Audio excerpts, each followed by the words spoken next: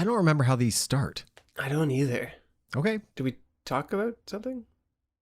Yep. Okay.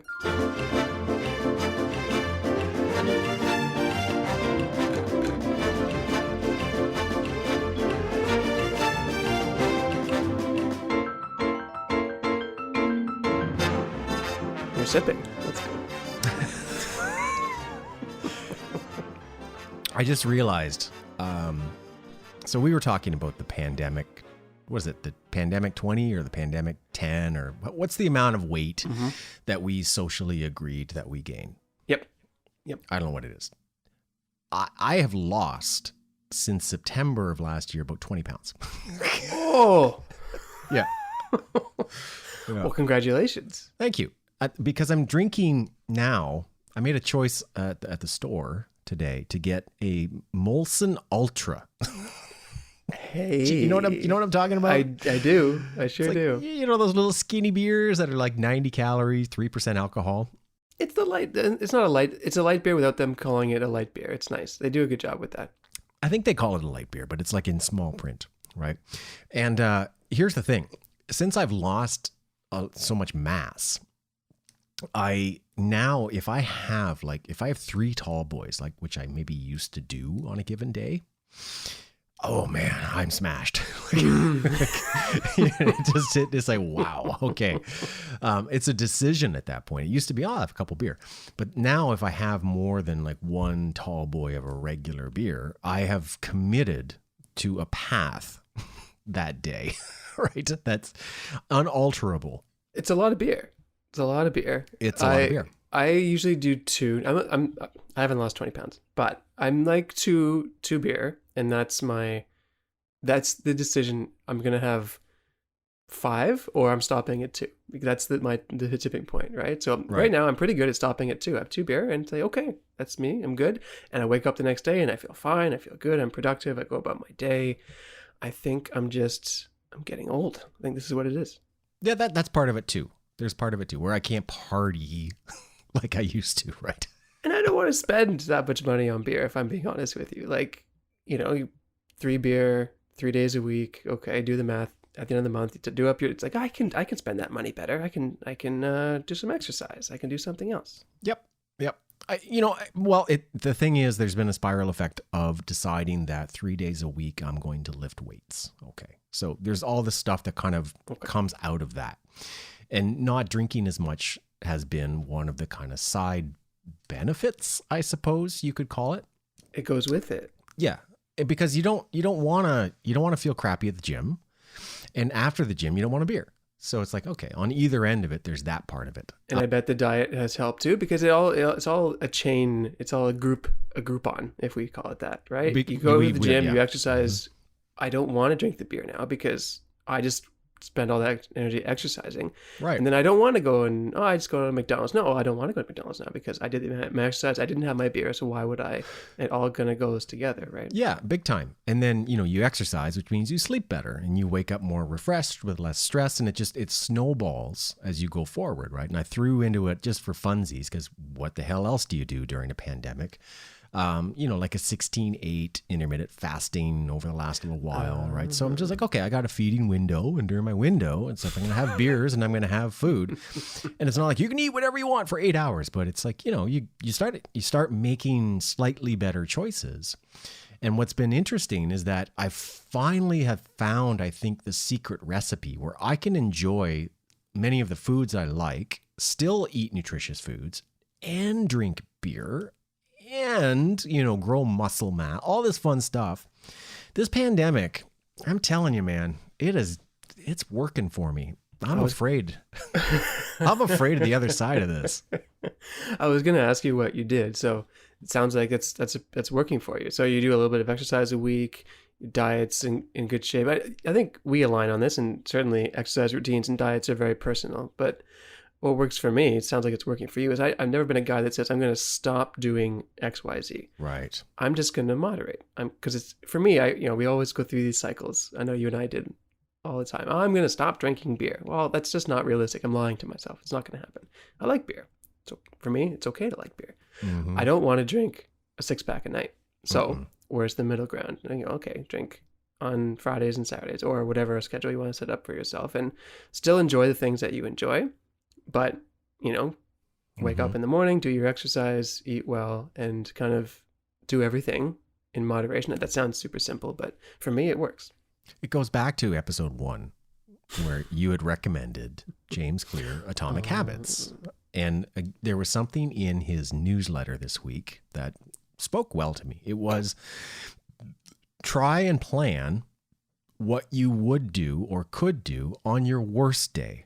We often plan what we could do on our best day. On my best day, I'm going to wake up at 5 a.m. I'm going to run. I'm going to the gym. I'm going to eat a salad. Okay, great. That sounds amazing. But on the worst day, where you don't have time and you have a pile of work and you hate everything, what could you do? And making those the habits, it's great. It's like, I don't love going to the gym, but I do enjoy going now 3 days a week to lift weights. Yep. I'm kind of gotten into that, and on my worst possible day, I can still find 45 minutes at the gym. It's pretty effective to build a habit, I find, that way. My worst days, when you just don't feel like doing any exercise, I go for a walk. I do something. It helps me mentally, because it's do you know the Jerry Seinfeld thing, the X, you cross off the day, where he has a habit, or he forces himself to write a joke every day. And he said, 90-something% of them are terrible, and he just throws them out. But he has a calendar over his workstation where every day where he writes a joke, he'll put a big X or a check mark or whatever. Yeah. And once you do enough days in a row, you don't want to break the chain. You don't want to look at that and say, oh man, I missed one. You want to keep going, even if it's just something. It's like, go for a 10-minute walk because I feel like shit today because I had 6 beer last night. But you just get back on the bike and you just do it. Yep. Even if it's not the same, you don't want to break the chain. You just got to keep going. Yeah, well, there's 2 things there, like, for me to unpack. One is showing up, but the other that I actually got away from that I found very discouraging was streaks. So I used to swear by this app called Streaks. And you program all the things that you want to keep a streak on, meditate or walk or whatever the case may be, so I'd have like maybe 6 streaks that I'd be trying to keep, and it would give you this kind of casino style reward thing at the end of it and everything. But what would happen is I would get so down on myself for missing that. Like, there were days where I genuinely, I forgot to meditate, or I wasn't feeling well and I just was sick, and and then I broke a 45-day streak and it just sucked. So there was a point where it was the same with the calendar. Like, sometimes I'll put a thing of ambition on a calendar as opposed to setting aside time to do something. It's like, oh, this is going to be an ideal week. And I would get so down on myself because I didn't get all those things done. Right. All of those exist in my head. But the streak thing started to become counterproductive for me. More what I found effective is I read a book years ago, and I've reread it maybe 3 times. It was called The War of Art by Stephen Pressfield, right? And again, it's all about going pro and just showing up, right? And James Clear talked about that too. It's like, just put your exercise clothes on and go down to the gym and just stand there for 45 minutes like a dope then. You don't have to do anything. At least do that.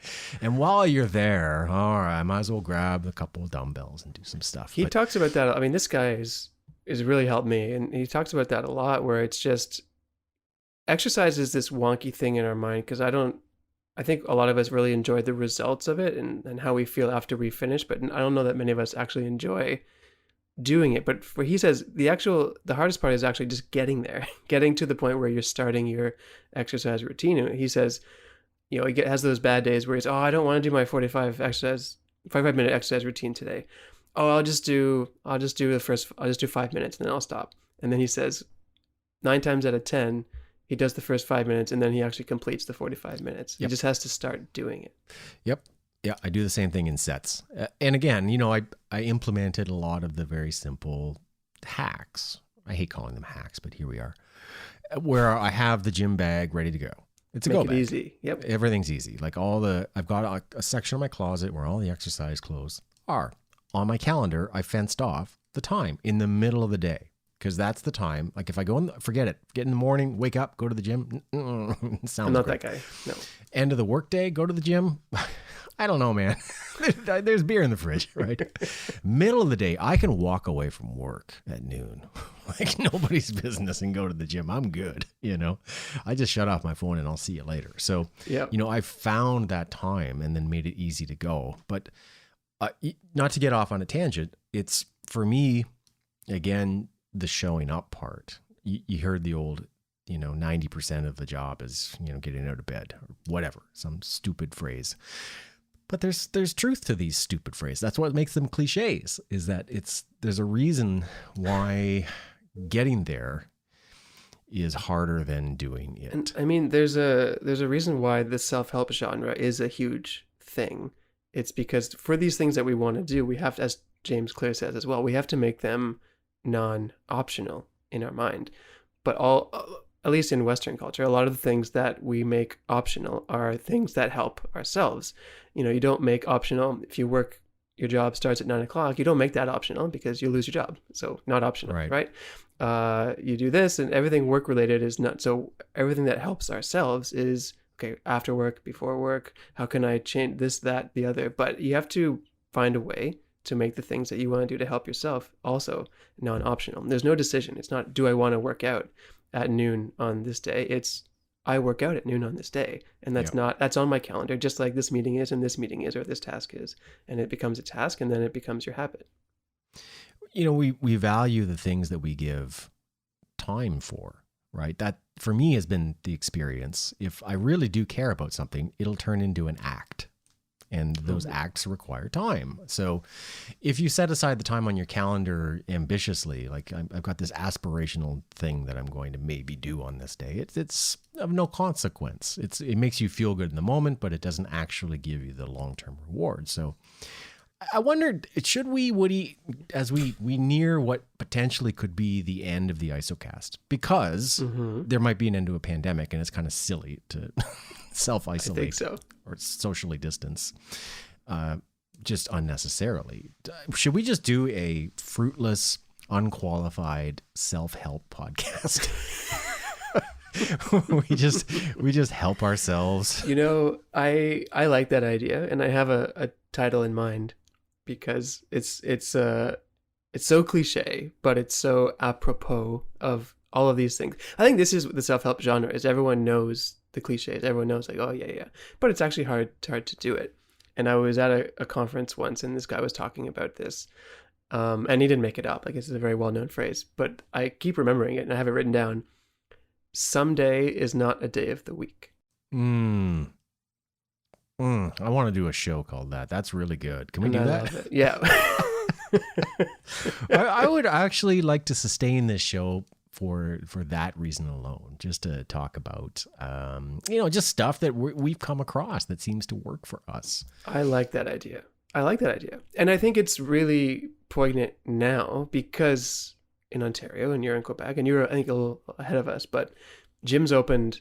Today's Sunday, so 2 days ago, less than 48 hours ago. Ooh, gyms nice. are open. And everyone, and this is human nature, is very excited, and I'm going back to the gym and I'm going to do this. And James, back to our boy James, if you haven't worked out at a gym in a year, which if you live in Ontario is the case, doesn't mean you haven't exercised, but an actual gym has been closed for over 12 months. So, and you say, I'm going to go every day of the week now. Well, no, you're not. No. It's not going to happen. I'm going to go for 2 hours, and no. Start small and build up and find a routine that is feasible within your schedule that, as you say, you can actually repeat. Going to the gym one day for 6 hours doesn't do anything for you, but go 3 times a week for 45 minutes each. Now you've got something. I'm not a fitness expert, but it's not, anything you read it doesn't matter how long you do it. It's how often you do it. Yeah. Well, because there's this buildup of effect, right? So I think we're onto something. Let's not help other people, though. Okay, I think it's important to make that clear. We're not here to help you. You might not even be able to help yourself, honestly. No, we're just here to talk about things that we have found helpful in our lives. I like that. I'll get on here and talk about that. That'd be great. All right. There's no preconceptions there. Let's jump for a second back to the pandemic that continues to ravage the earth. Our tone sombers. Yeah, but it doesn't a little bit because we've both been vaccinated for it. Hey, this is crazy. Like, how have we gotten to this stage? Digitally clink our glasses here, or what? Cheers. I mean, how in the world? There's no way if you had said to me a year ago that we're going to be fully inoculated. No. By, well, I don't even know what it is, like end of June, July. It's crazy. It's crazy how effective the rollout was in Canada. I mean, man, Canada's done well, haven't they? And I mean, it perception didn't get off to a good start, yada, yada, yada. But essentially, in Canada, and I live in Ontario, but pretty much from the first week or two of April until the first week or two of July, so in 3 months, everyone's got a vaccine. Like, everyone who wants one. So, I mean, it's pretty nutso. And when you look at the data of, like, I think it's around 60% of Ontarians have 2 doses. I don't think that includes kids, though. So kids are still not eligible. So it's really higher than 60 of people who are actually eligible to actually get it, right? It's incredible. It's absolutely amazing. Every Canadian during the winter months is grumpy no matter what. Reporters are no exception, right? So not just talking about the Conservative government, but I mean, just everybody is like, get this thing going, right? We all felt it. I mean, gosh, it was starting to drag. And well, listen to our shows from that time, and yeah, we felt it for sure. And I want to be like hyper clear. We are in an extremely privileged position in this country to have received our second doses when many have not even had access to a first. So let's be clear. Like we are not, running around going the pandemic's over. Everybody take your masks off and have an orgy. We are saying, and I'm going to go out there and say it. If you don't want to get a vaccine, I don't like you anymore. I respect your decision, but I don't like you. Is that okay for me to say that? Is that all right? I think so. It's a complicated thing, and I'm very happy to have my vaccines, and I don't know. I think that's okay to say. I know that there are a lot of cultures, and Canada's a very diverse country, so lots of cultures that, for a long list of reasons, don't trust government information and don't trust this, that, and the other. Yeah. Though I think we're at a point now where there's a lot of evidence of billions of people taking this thing that it works and it seems to be safe. So, that's where I'm at on that. I don't think issue at all with, I think, first of all, anyone within the Indigenous community of Canada absolutely has every right to distrust everything the Canadian government has ever told them. Mm-hmm. So let me get that out of the way. Right? Like, holy crap. No issue with me there. Anyone who has a religious belief where the vaccine is kind of tiptoeing into an area that is, hey, this doesn't jive with our beliefs. Okay, I'm not saying I don't respect that.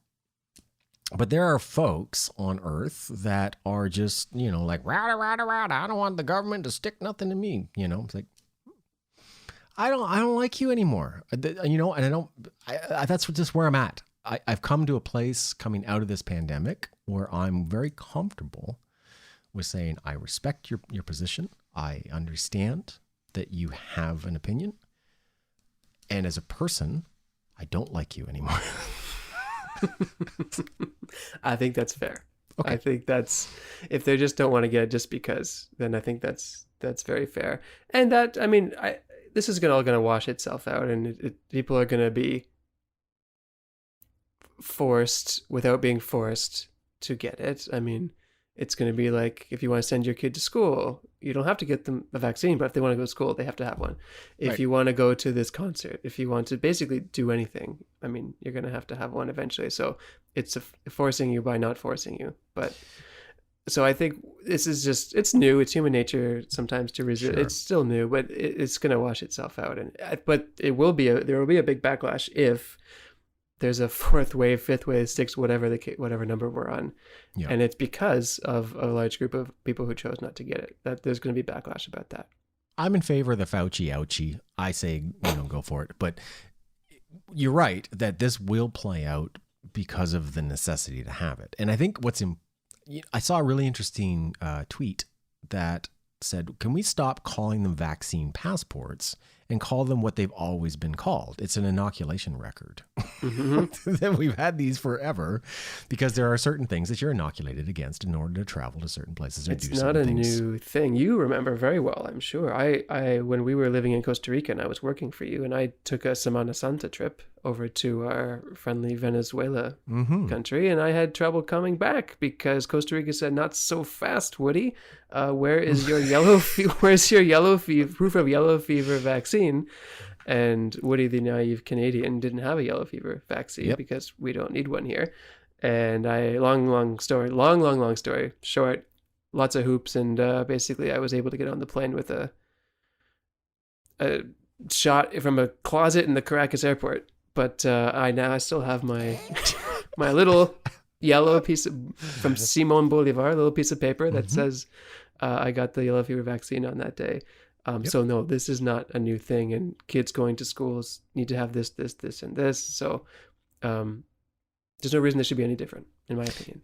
Yep, and we'll get there, right? So, and again, the choice is to participate in certain parts of a society moving forward, right? And one might argue, well, that's no choice at all. Well, no, it is. It really is. I can personally go live in a cabin in the woods tomorrow, forever, if I want to, and the government can say nothing about it. They'll probably fine me and somehow tax me, but I can still do it if I want to. So I'm just very, very happy that we're at least in Canada starting to approach a threshold where we're being very, very comfortable and more relaxed with each other. I think it's I don't know what the vibe is like in the Montreal area in Quebec, but it's for the first time it's just a kind of, the whole Ontario is kind of exhaled at the same time. Yeah. And it's just a peace of mind and a comfort level. We've seen that the vaccine is working, and we see data of cases and people in hospital. Basically the people who haven't been vaccinated. So it's all there. There's still at least for me, I have to relearn how to socialize type of aspect to this because it's been so long. But I have been, we've been out and about with outdoor stuff and patios, and it's fun. It's nice to see people outside, people laughing. There is an exhale that's happened, and it's like, okay, there are still, I'm not running off to, nightclubs are open here now. I'm not going to run off, and that's not me. I'm not going to run into nightclubs were pretty nasty to begin with, so I'm not there.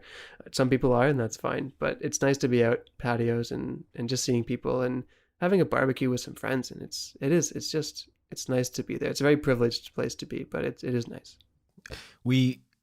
You mentioned we are a few weeks ahead, so the novelty of that is behind us. However, my partner and I have gone out and enjoyed things. We went to the old port of Montreal for the sake of just doing something, to go down there and wander and get some ice cream cones and have dinner and just kind of go into some shops. And, there's people, it was all Quebecers, right? Mm-hmm. Because, tourism is still not a thing, but it was also nice to see a lot of Quebecers enjoying Montreal, right? Right.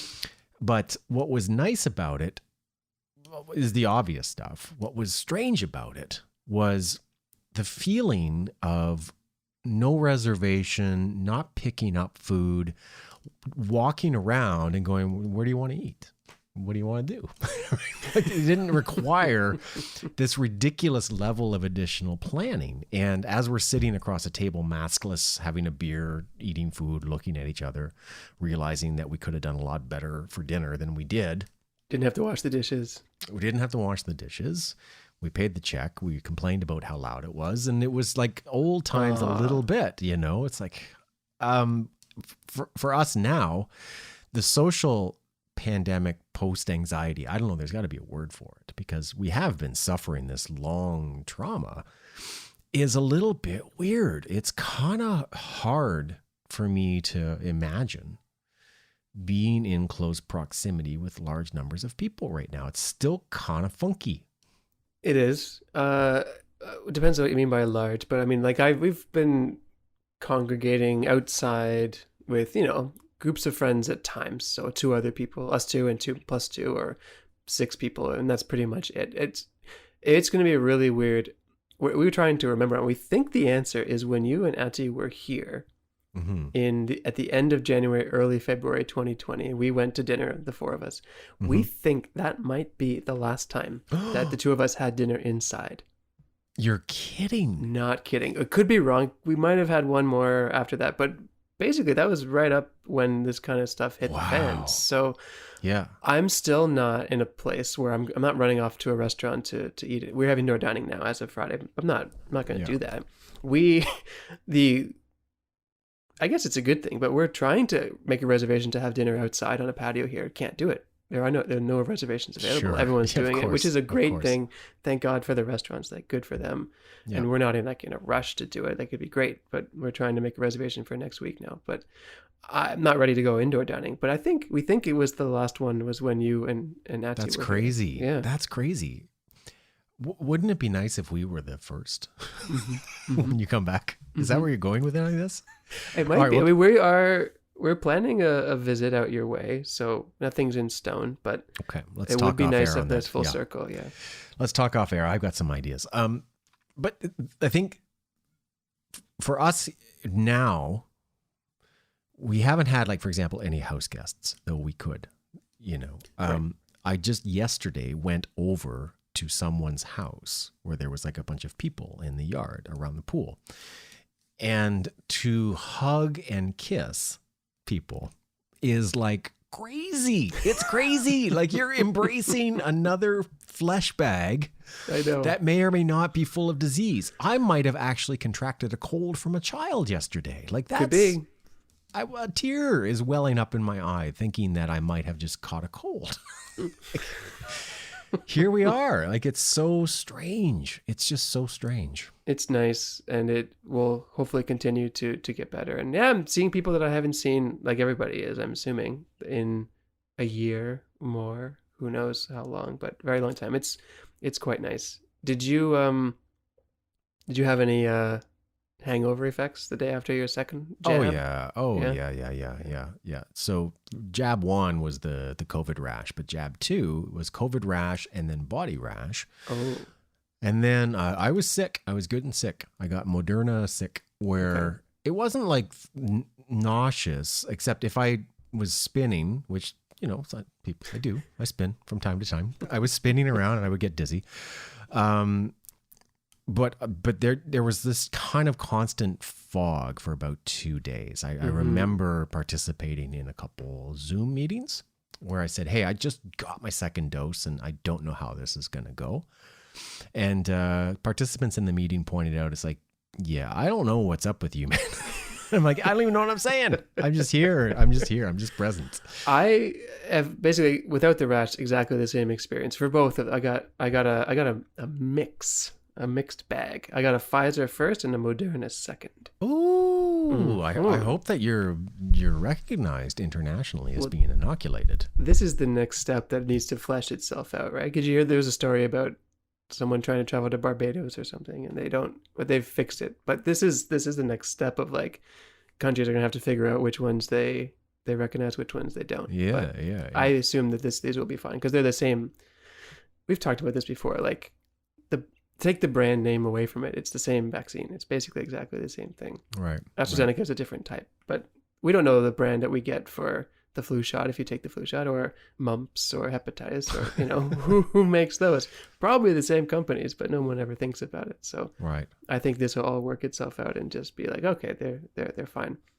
But I felt hungover. I felt like aloof for a day, had a bit of a headache. You have the muscle pain in your arm, but otherwise basically no ill effects. It was really lucky. But same thing, I had a meeting the next day, and I just let other people take it because I was like, guys, I feel like I'm just kind of floating here. I'm pretty proud, though. My joke went well. They asked, "Oh, what did you get?" I said, "Sputnik." Everybody laughed.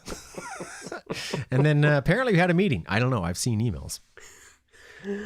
I mean, it's nice. It's just nice. And we started the show, I think it was April 2020. So it's been a year and a third, a year and a quarter of sitting here. And I know I don't know if you want to talk about this. I know we talked about doing one more episode. And I think we have a cool idea to wrap up this series.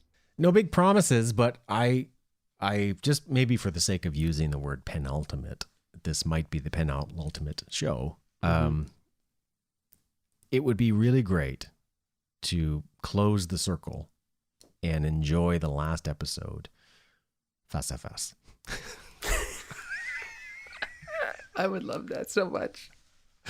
Okay, we'll see. I'm Corey. And I'm Woody. And I remember how to end the IsoCast. Double jab.